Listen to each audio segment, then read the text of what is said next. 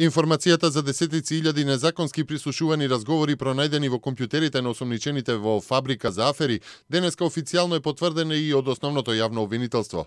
Ја известуваме јавноста дека при извршени претреси на станови на осомниченото лице ЗБ и други лица најдени се голем број образци за патни исправи, возачки дозволи, лични карти и други документи. Исто така пронајдени се машини и опрема, и тоа преси, секачи, компјутерска опрема за изготвување фалсификувана документација.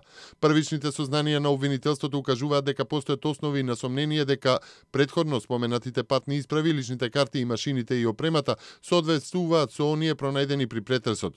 Добиени се известувања од овластените лица за содржината на пронајдените податоци во компјутерите, во кои меѓу другото се наведува дека постојат фајлови за десетици илјади телефонски разговори.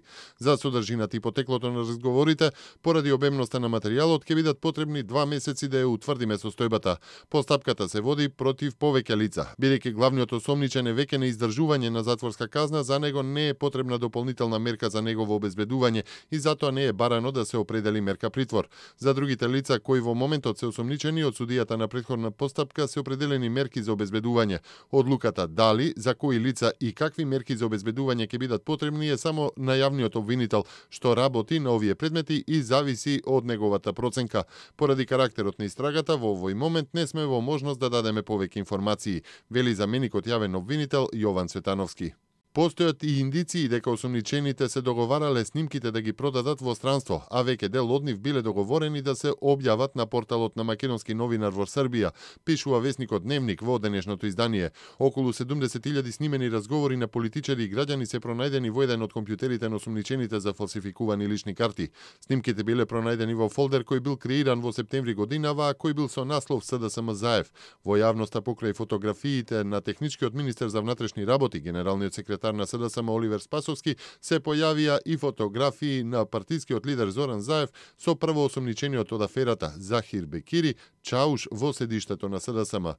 Сето тоа укажува дека снимките од неовластеното прислушување пронајдени кај Чауш, неговиот брат и трето осомничениот Аднан Сума, се оние што ги поседува лидерот на СДСМ Зоран Заев. Дали се отвора можност за нови кривични пријави против лидерот на СДСМ за тоа што ги предал снимките и нивната содржина ја открил пред трети лица, прашува Дневник. Кривичниот законник предвидува казни за предавање снимки од неовластено прислушување на трето лице, но колкава ќе биде казната, до 1 или до 5 години, и дали гонењето ќе се преземе по приватна тужба или пак јавното обвинителство ќе поведе обвинение по службена должност, зависи од тоа кога снимките се предадени на Чауш и неговата група поради последните законски измени од ноември токму на овие одредби, додава весникот. Заев не само што цела година тврди дека поседува снимки, туку и тврдеше дека ги чува внимателно, дека нема да ја наруши нивната доверливост и дека ќе ги заштити разговорите на 20.000 граѓани. Во неколку наврати повторуваше дека снимките ги имаат и слушаат само тој и тесен круг негови најблиски соработници од доверба.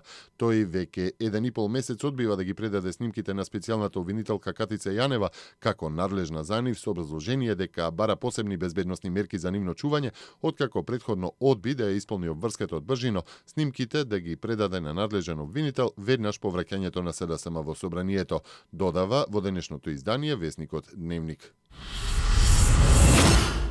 По избивањето на аферата со фалсификувани лични карти во кои се вмешани лица од структурите на СДСМ, за кои лидерот на партијата јавно призна дека се членови на СДСМ, Заев се исплаши од отворената анкетна комисија и јавното сведочење. Иако претходно партискиот портпарол на СДСМ, пратеникот Петре Шилегов, во собранието изјави дека неговиот лидер својата изјава ќе ја дадел јавно. Заев вчера при гостувањето во Телма телевизија го услови неговото доаѓање на анкетната комисија со јавен настап на премиерот Груевски на анкетната. Воедно Заев во вчерашното интервју призна и дека првоосомничениот од криминалната група од фабрика за афери, Захир Бекири викан Чауш, е член на партијата. Тој е член на СДСМ и тој е сликан во канцеларијата моја во која што работам. Нема бегање од таа работа, ниту некој се плаши. Јас се гледам со сите луѓе кои што бараат, вели Заев. Притвор за 2, превентивни мерки за 17 лица кои беа приведени во акцијата Геодет им одреди судијата по претходна постапка по предлог на Скопското јавно обвинителство. Во Основниот суд Скопје 1 Скопје во текот на вчерашниот ден пред судија на претходна постапка беа доведени 19 лица од Скопје приведени во акцијата Геодет. Јавното обвинителство од Скопје за 17 лица до судија на претходна постапка достави предлог за определување на превентивни мерки, а за 2 лица е доставен предлог за определување на мерката притвор. Стои во соопштенијето од Основниот суд Скопје 1 Скопје.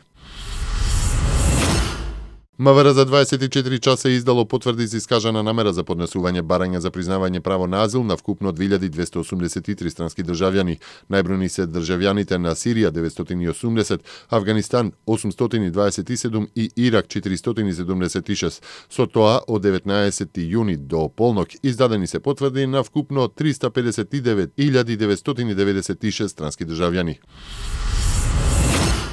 Францускиот министер за внатрешни работи Бернар Казнев соопшти дека 3414 луѓе кои представуваат ризик за безбедноста и јавниот ред биле вратени на границите на Франција по повторно враќање на контролите по терористичките напади од 13 ноември. Францускиот министер при тоа не даде детали за начинот на кој се извршени овие одбивања. Од воведувањето на ворената состојба во Франција се реализирани 2898 административни пребарувања претреси, извршени се 346 апсења, 297 полициски притвори и 51 лице е во затвор, според новиот извештај направен од францускиот министер за внатрешни работи. Воената состојба е предвидено во Франција да трае до 20 февруари.